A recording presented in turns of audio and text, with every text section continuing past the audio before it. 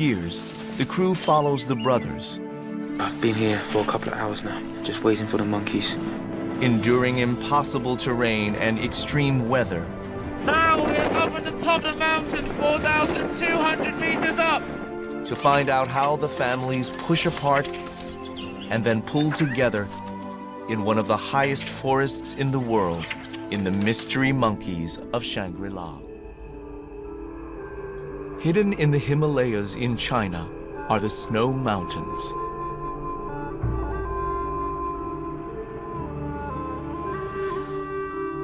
Behind peaks of up to 22,000 feet are inaccessible canyons, miles deep.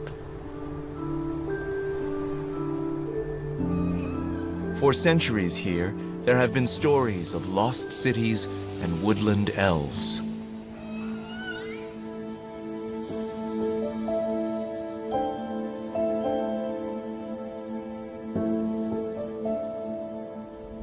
The northeast corner of Yunnan province is cut off from the world by its formidable geography. Here, the eastern end of the Himalayas is sliced through by huge rivers. The Nujiang, the Mekong, and the Yangtze form 1,000 square miles of isolated mountains and forests.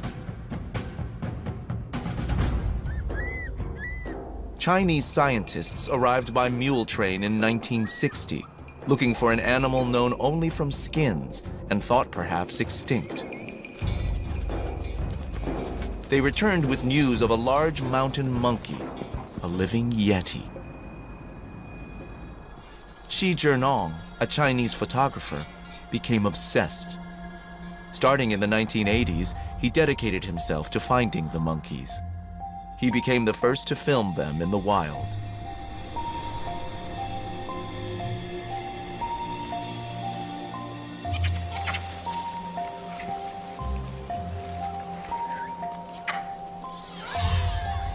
There are only a few thousand Yunnan snub-nosed monkeys. They are gentle, with odd-looking noses and prominent forelocks.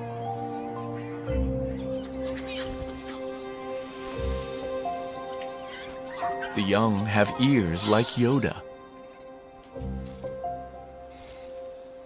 The adults, with pink lips and almond eyes, are hauntingly beautiful. Though sometimes they do seem like old movie stars with too much plastic surgery. They live at a higher elevation than any other monkey.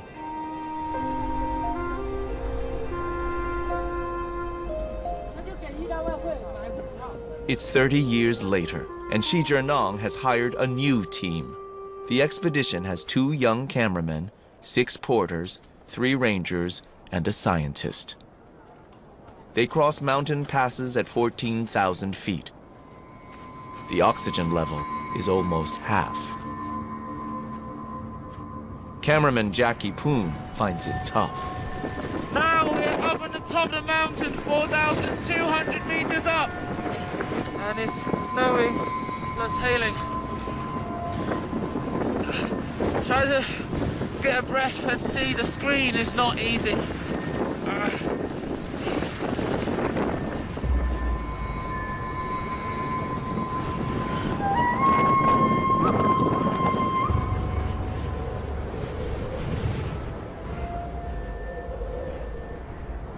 Behind the passes are valleys.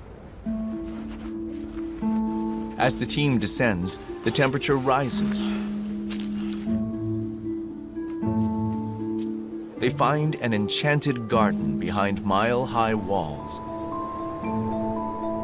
Jackie Poon can hardly believe it.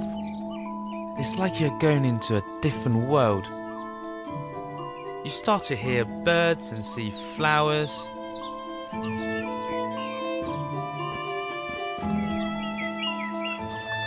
It's magical.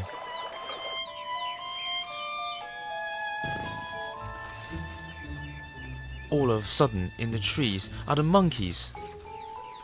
It's a huge thrill to see them. Jackie Poon and Wu Yuanqi are amazed. The monkeys seem unafraid of them. These monkeys are unique because they're not too bothered by people. But they're still wild animals, so you can't tell them what to do, you can't control them. So you feel so very, very privileged. Very privileged. Xi Zhenong's ambition is to make a film following individual monkeys for 2 years. Park rangers and scientists will help track them with the team. It has never been attempted before, for some very good reasons.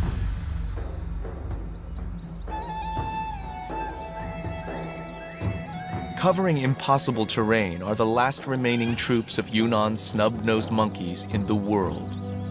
They move miles between precipitous valleys to find food.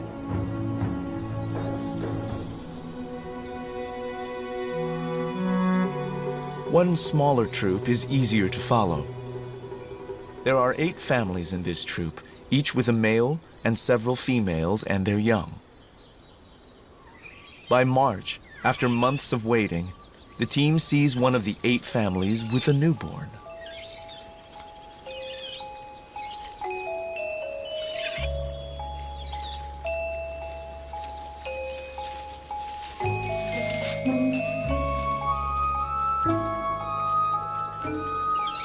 Scientists have only once witnessed a birth.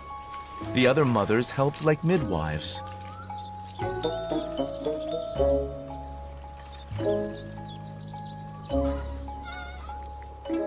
The new baby is not alone. The family has 2 arrivals, 2 half-brothers.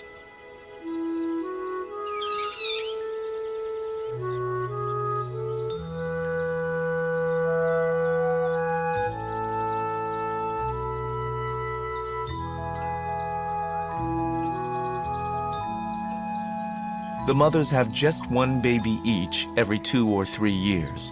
It's too harsh here to support more. The other mothers and the father need to help. In a family of 6 adults, these 2 half-brothers should both be well looked after. But cameraman Jackie Poon notices one is neglected. Each mother treats her babies very differently. One is great, and one is really hopeless. She keeps leaving her baby behind. Maybe she's inexperienced. I don't know. It's like she can't really believe that she's a mother now.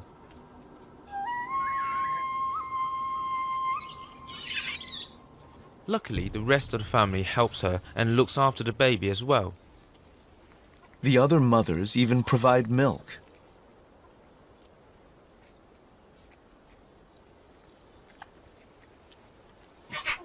After a few weeks, his mother still isn't coping.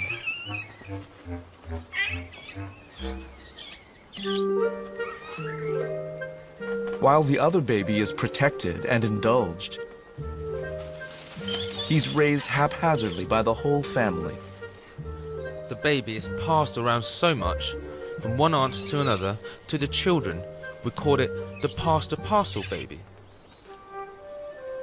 Neglected babies usually suffer permanent psychological damage compared to those loved and cared for.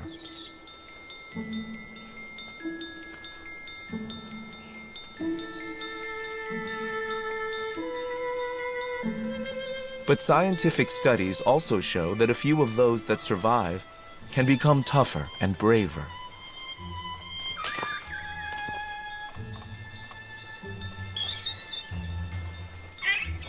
When everyone is tired of him, he's dumped on Dad. It's unusual in monkeys for the father to be the helpful family type. They seem to have a very special bond. He looks after him and grooms him most of the time, while his mother is out looking for food. After observing and filming, we really want to know what happens to these 2 half-brothers. It's hard enough finding a monkey troop at all, let alone following one family. But this is really worth it, because of the potential story for each individual that no one has ever seen before.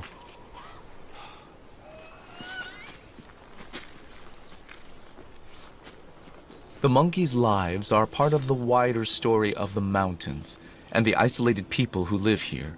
The whole area has hardly been filmed.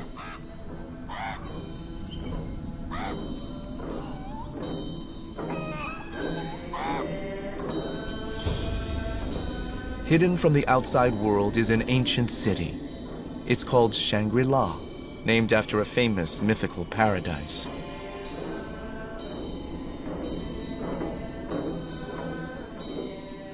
Prayer flags and burnt offerings are made by Tibetan Buddhists.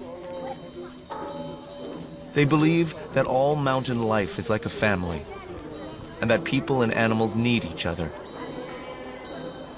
even become each other after death.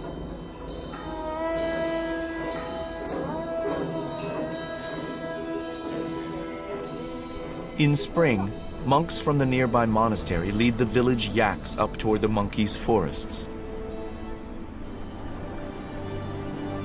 It takes several days, and the calves face many hazards.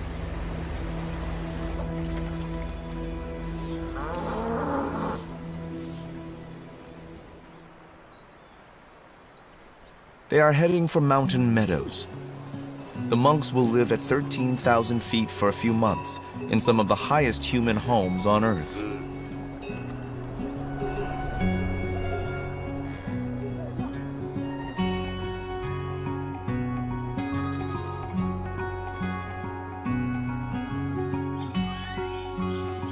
It's May, and in the forest, the neglected baby is still being passed around the family and is always hungry. While his half-brother is cosseted like a prince, he struggles to cope.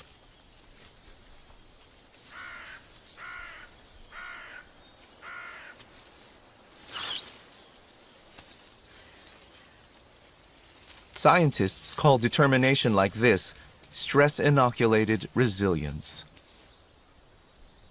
One gets everything he needs, except freedom. For the other, neglect becomes a new adventure.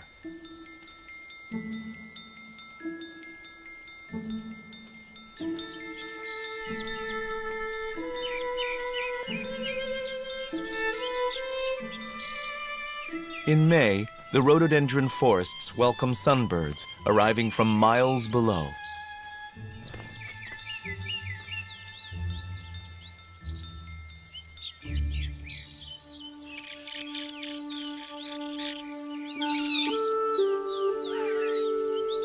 Scarlet minivets make lichen nests lined with monkey fur.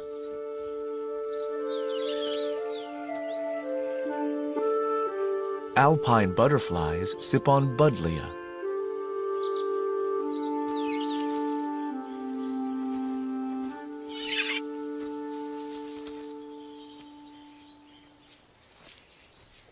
The little adventurer ends up again with his Zen-like father. These family monkeys are exceptional in the time that they give to each other.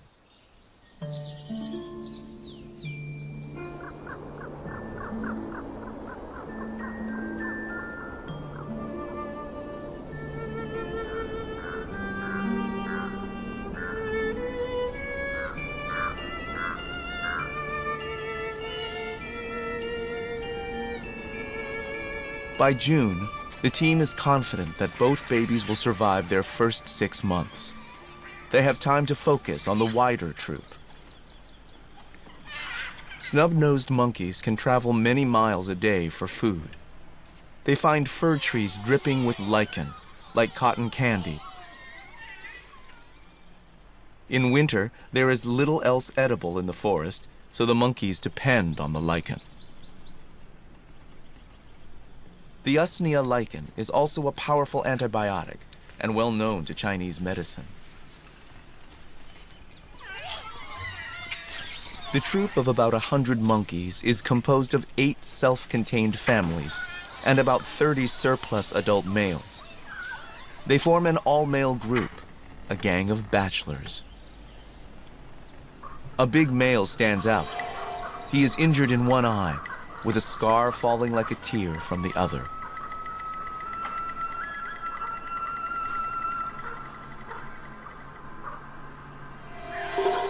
Everyone seems just a little afraid of him. He's the Pirate King, and his crew act as lookouts.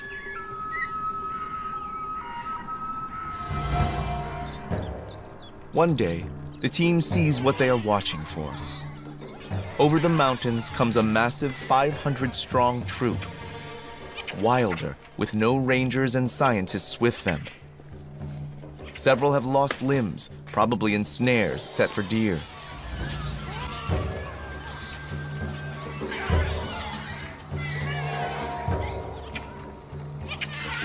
When most monkey troops meet, it's very violent. Outnumbered by 5 to 1, our group hasn't a chance in a fight. They move to the ground, where they're faster. A few males discreetly swap sides. The younger females eye the neighbors with interest. Despite the tension, this isn't a battle. The troops mix, displaying. This is more social, like a recruitment drive, with some speed dating.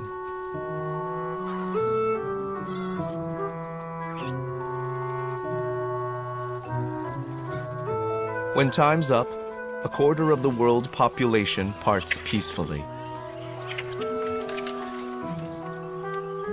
Their gentleness is a scientific puzzle. Lichen is everywhere, so maybe not worth fighting over.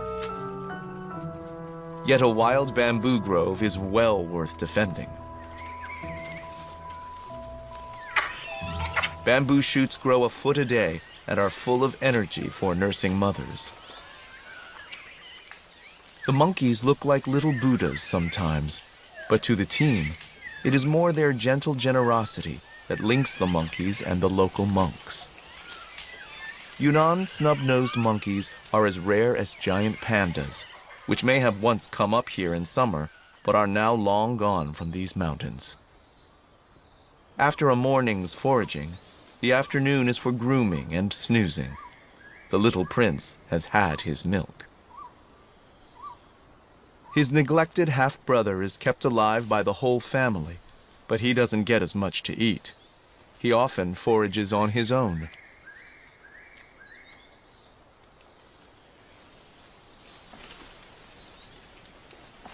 The monkeys eat over 30 different plants, and he's learning them by himself, like a street kid teaching himself to survive.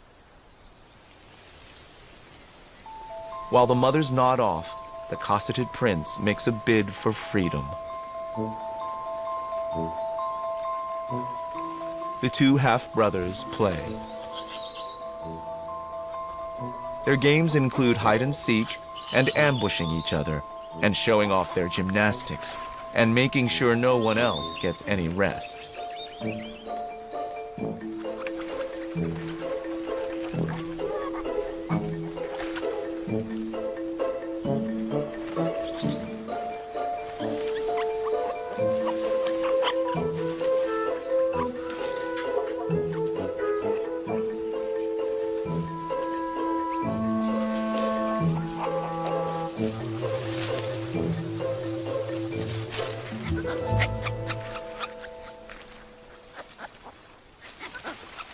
They are growing up fast. Jackie Poon sees more new behavior all the time. Sometimes in the afternoon, after snoozing, the younger monkeys will go with a group of adults, particularly from the all-male group, to go and explore the forest. It's like a school, really. They watch each other and learn. This temperate forest is one of the botanically richest in the world, with thousands of species. This is a UN World Heritage Site for biodiversity. Young snub-nosed monkeys learn to hunt for unique beetles and spiders. Childhood here is drawn out over 5 years. Some of these pupils are in their 3rd or 4th year.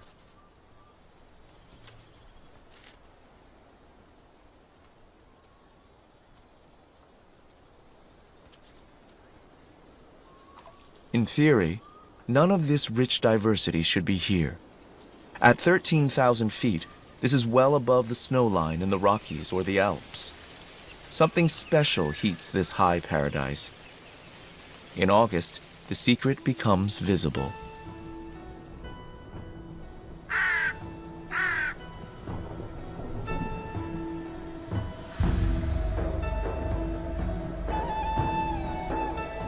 Warmth flows up from the jungles below, thanks to a quirk of geography. Rivers, including the Yangtze and the Mekong, have cut valleys deeper than the Grand Canyon. Air funnels from Borneo and India, as through central heating pipes. Below the Himalayas, a few hundred Asian elephants live in Yunnan's river valleys. These Chinese survivors drink snowmelt from the forested peaks above.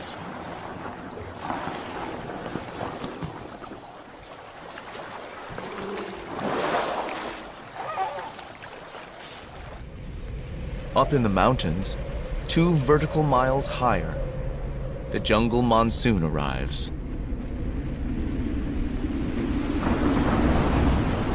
High on the slopes, it drenches the monkeys and the filming crew. It feels good coming out here, even when it's raining, pouring down rain, right?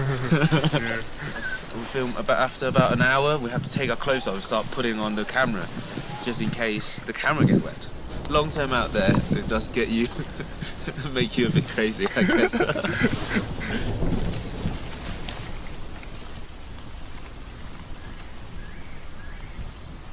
Fruit, like Himalayan dogwood, and cousins of lychees and kiwi fruit, and countless berries, all ripen.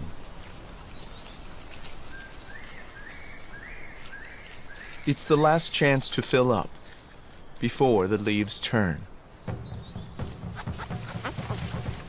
The 2 brothers, now 6 months old, are best friends, but their world is changing fast.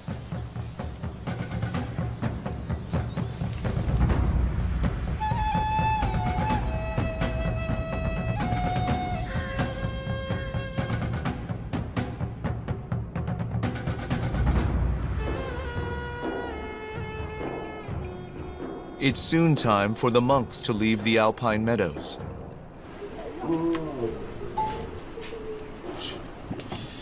With help from their neighbors, they are making yak butter, churning and cooking. It's used to add to tea and enjoyed by the filming crew. They kind of turn it into this frothy tea. It almost tastes like the English tea, but salty with more fat. It warms you up very quickly, and after a while it even tastes amazing. After it's churned and cooked, yak butter is set and shaped.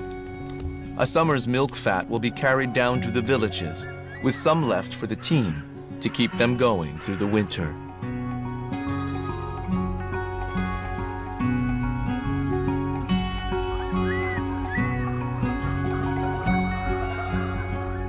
In the thin air, the temperature drops alarmingly fast. The filming expedition will follow the family despite the increasing cold. The rangers and scientists camp wherever the monkeys lead them. Finding a monk's hut is a rare luxury. What a long hike today. It's been... how long has it been? 7 hours? 7 hours, I think. We have hired about 8 people. That's why and 4 rangers on top, just to carry probably half a ton of equipment. So tomorrow we're going to send out the rangers to check out the monkeys, to track the monkeys down. It's quite a hard day today. The weather is not good, and we didn't find the monkeys.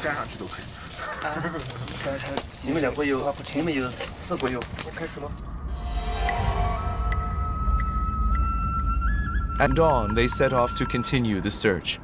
The rangers use ridges to look for the troop. Just this morning coming up, I was in the front with the rangers. They spotted something, so we come up here to the open area to check out this area. And we found some movement, and we are thinking it's monkeys. So we pretty much ran over here.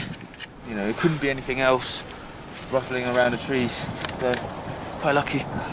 It is cold and windy up here, and these monkeys are certainly more tough than us. By mid-September, autumn's chill has reached the forest. The two half-brothers will face their first winter together in the warm arms of the family.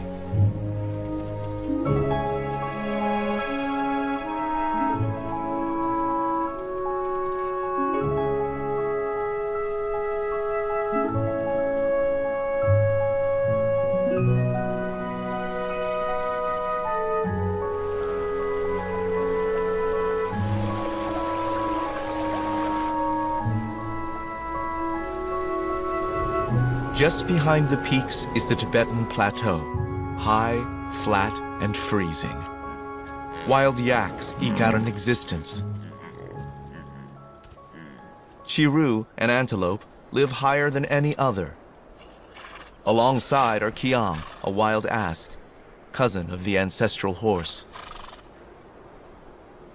This freezing plain now controls the monkeys' lives, as the monsoon did from below only a month before.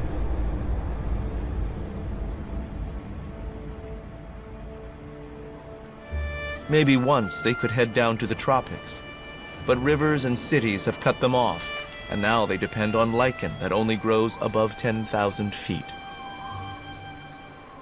They are trapped, and when they are thirsty, there is only snow.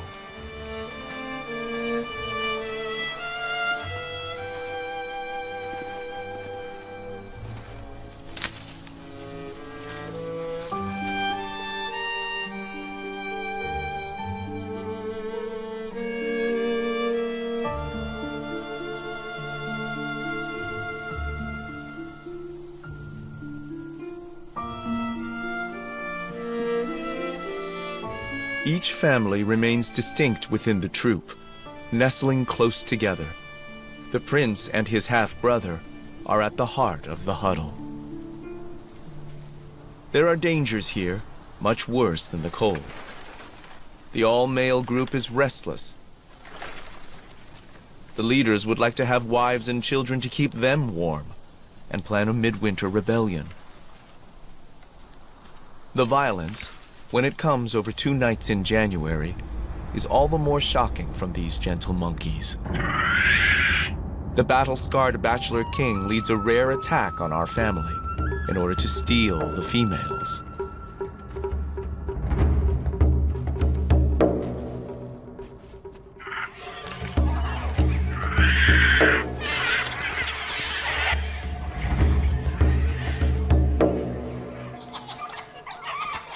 Our family dad is thrown out of the tree and unfortunately killed by the fall.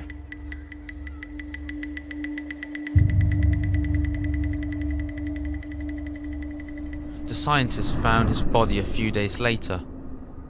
He was a great father and looked after the baby very well. It was such a sad moment for us, for the whole team filming the monkeys.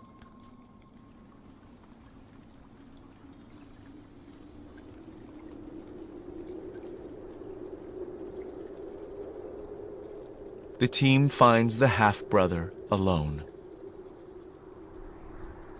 The other mothers are with a new male, a sidekick of the pirate king. The little prince is in there, being comforted. But his mother has probably gone off with another male, leaving her baby behind. He's truly an orphan now, and the new male wants no part of him.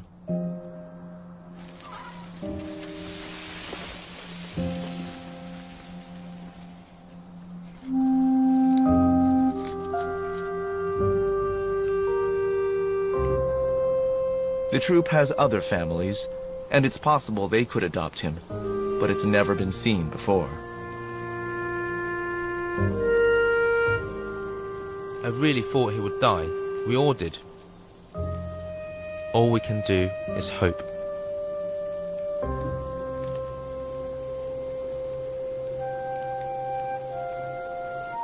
When things seem at their worst, life sometimes surprises you.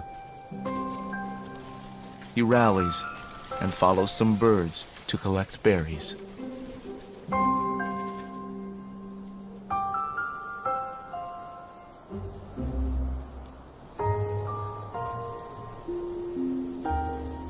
The monkeys are not the only ones influenced by hardship.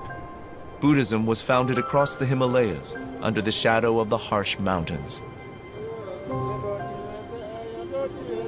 The monks believe that life is delicate, interconnected, and we should care for it all. On the edge of the forest, the monks are helping a rare pheasant. It's in decline, poached for food. They have bred a small flock, and today they release them with ceremony and prayers.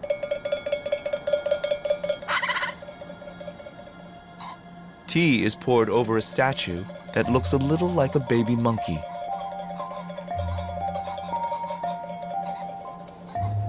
Buddhists believe that many animals can be kind.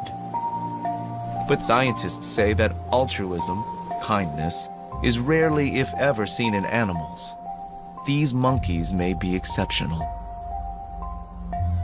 I would say if any animal shows compassion, it's these snub-nosed monkeys. The orphan's life is in the hands of the 7 other families and a gang of 30 males. Then the team loses him in the snow.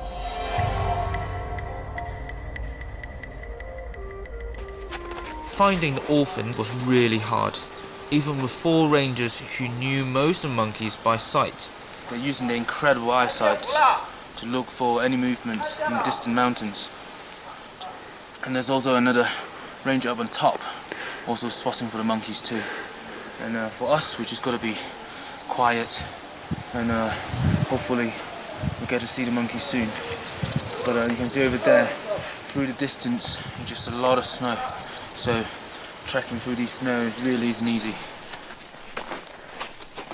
Jackie Poon and Wu Yuanqi try to hide in the path of the troop to learn what has happened to the orphaned baby.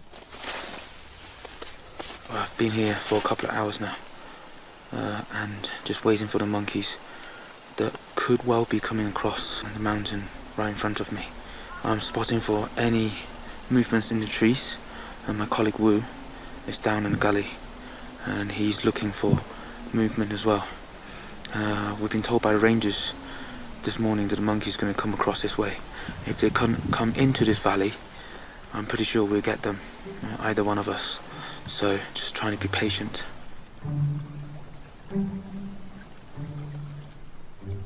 I'm so happy when the monkeys come by, and I find the orphan on his own. He's still alive.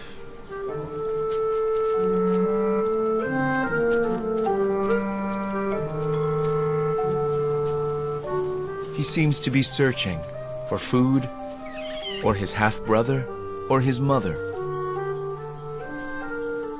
The team sees him approach other families, ones they've never seen him with before. The families seem willing to adopt him.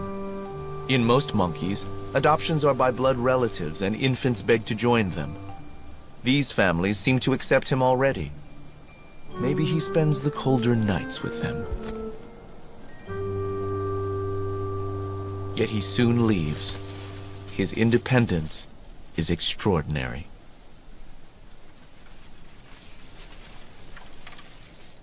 He finds himself in the bachelor group. Young males all join this gang when they are much older and reaching adulthood.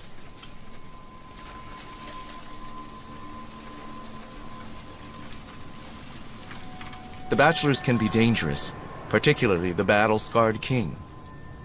The scientists know he led the fatal midwinter attack.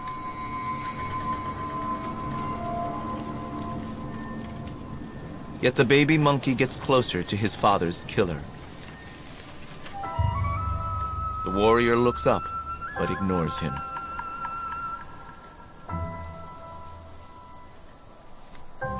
Through March and April, the team are able to stay with the solitary juvenile more easily. I'm filming one day when an abandoned orphan spots his mother. It's the first time as far as I know.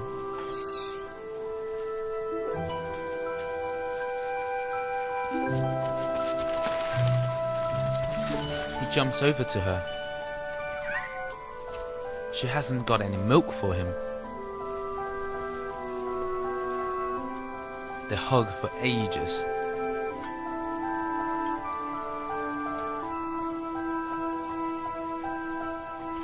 Then her new family moves on, and she has to follow.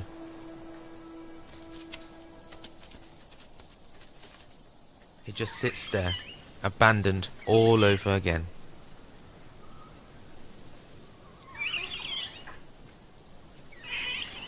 Then suddenly, the big male, and probably one of his father's killers, come over and sit next to him.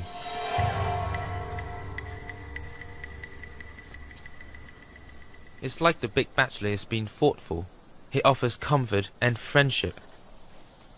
That was the moment I thought, whoa, these monkeys are not like animals at all. To the team, it's a turning point. The abandoned baby has some surprising friends. They're unlikely to be close relatives. And there's not much a one-year-old can offer in return, yet for the moment the big bachelors seem protective.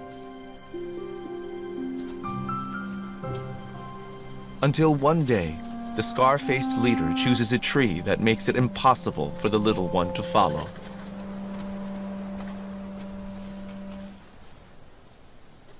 The all-male group above pay no attention. Maybe they've had enough of their little mascot.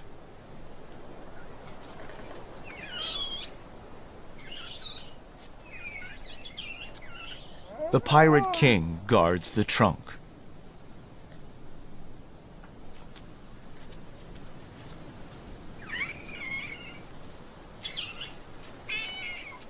Then, a hand reaches down. The heart of a killer seems to melt. For the crew and the scientists, it's a remarkable moment.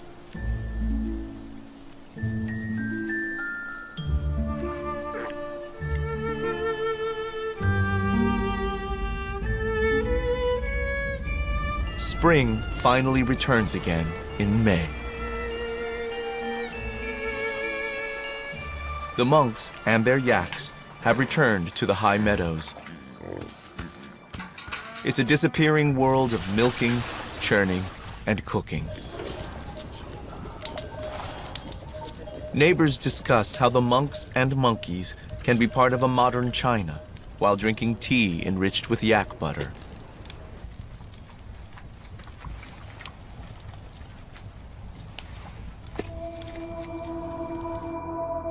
Above the monks' meadow and the monkeys' forest are peaks famous for their plants and animals. There are Himalayan blue poppies and snow lotuses, a plant with fur that's visited by hairy mountain bees. There's even a Parnassus butterfly that walks between flowers to stay out of the wind.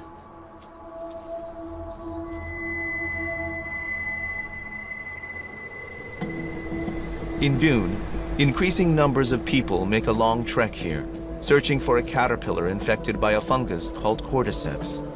It's been discovered to be a remedy for cancer. The trade in medicinal plants is lucrative, and the mountains are picked clean.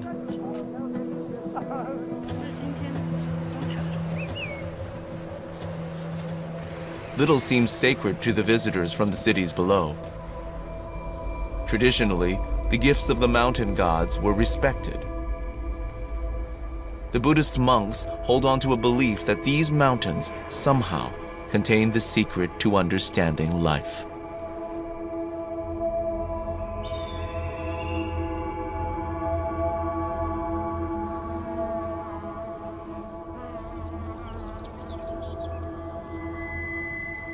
In a rhododendron glade at 13,000 feet, our lone youngster dines on flowers. Rhododendrons are generally poisonous, but he's discovered the flowers contain nectar. Sitting by himself, he watches his old family nearby. His half-brother, the prince, his old playmate, is there having a tantrum.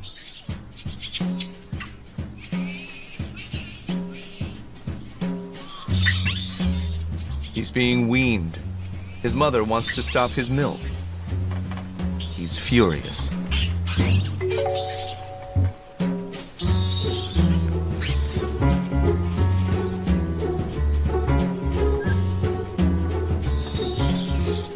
It's a battle of wills, but his mother seems determined.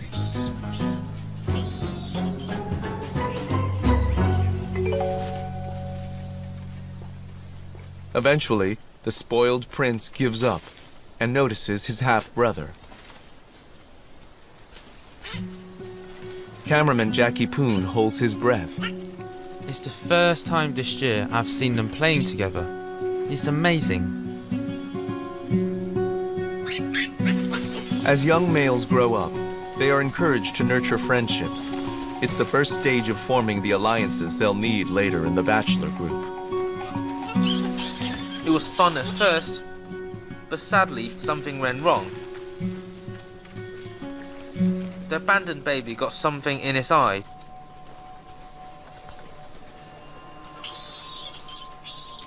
He was blinded temporarily, and his playmate ran straight back to his family.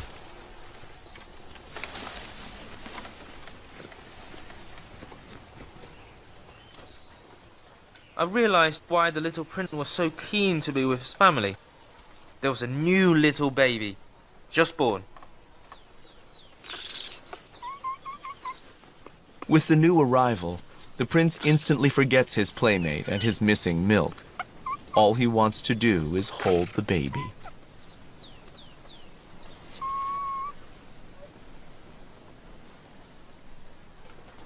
Over the next few days, he pesters and waits for his chance. Then, one wet afternoon, he gets it.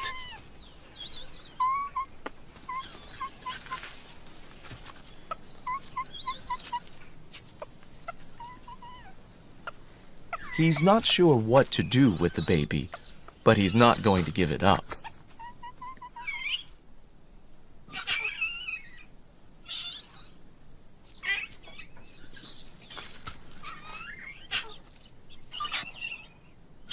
The newborn's hard to manage, more than he can handle.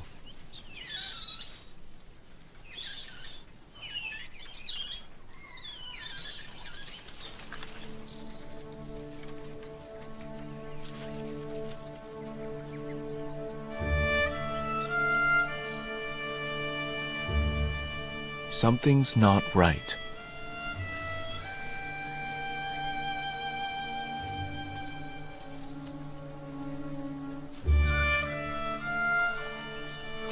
Panic seems to sweep over the mothers.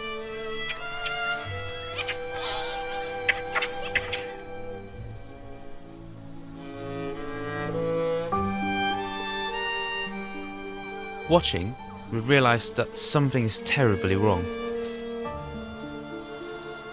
The baby is dead.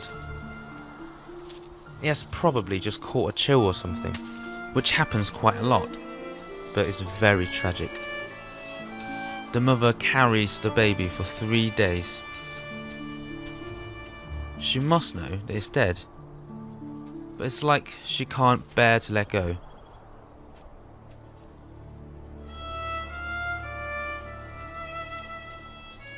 She finally lays it in the leaves on the forest floor.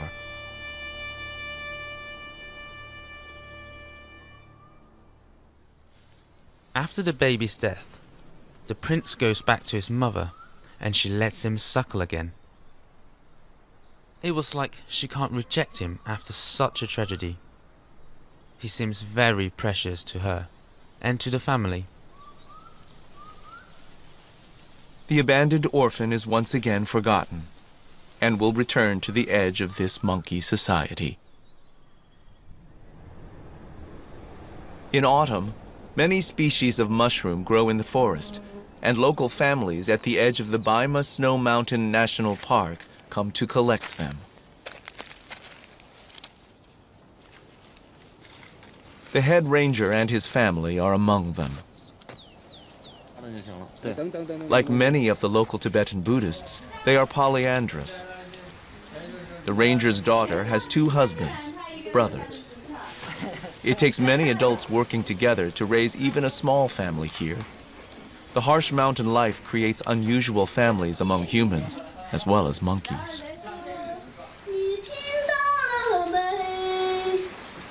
Traditional entertainment competes with television these days. On TV are the hidden forests and monkeys, famous in China, and XI Journal's campaign to take on developers and create the reserve. The commentary tells of the forest elves that are fearful and have nowhere to go.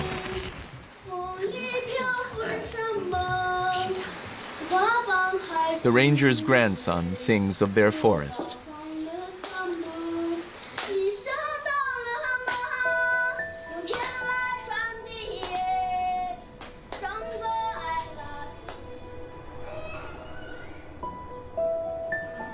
In summer, the meadows are full of flowers.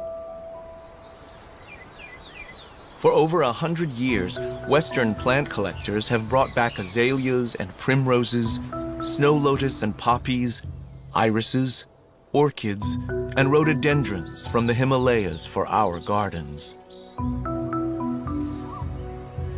At the edge of the meadow, the outcast watches.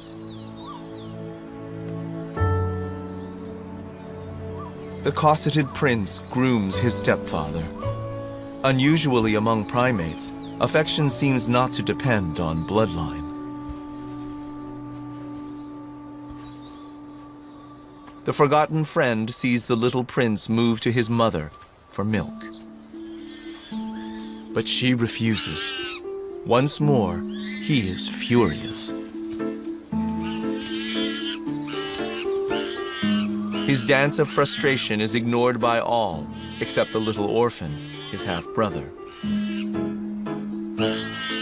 Everyone else just wants to snooze.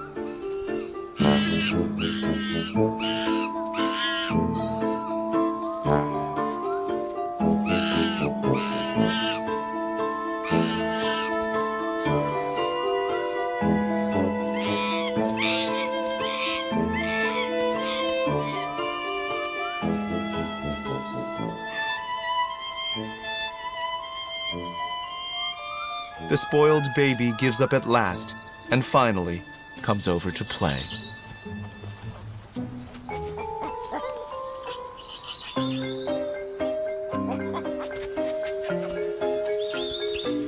The 2 half-brothers tussle together, rediscovering a friendship.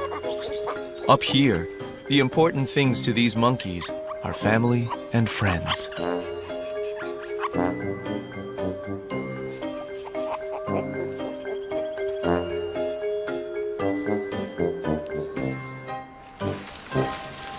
They return to the trees to play there.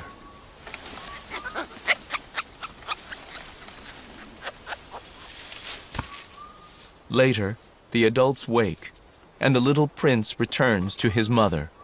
She still refuses him milk. It's time to grow up.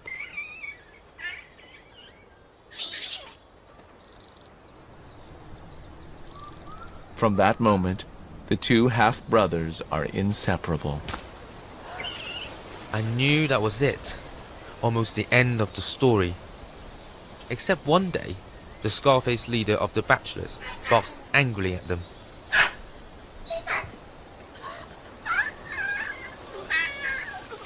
He sits down beside them. The bachelor king seems to accept them into the gang. I'm so happy for them. Some of the older males are brothers here too. Their lives have finally come together. After so much hardship, the rest of their lives must surely be easier. They are still here, growing up. Like a chill, civilization is creeping around the mountains, pushing the monkeys higher and into a smaller area. XI Journal's life's work to save a rare monkey is not over. But now, the monkeys are famous here as symbols of friendship and kindness.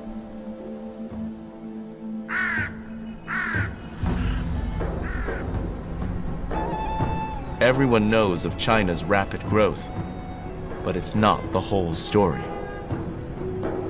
What I want to tell people internationally is to let them know that we are doing something here. You know, we're doing good things here, and you know, we're trying to make a difference. I think that's probably the most important for me.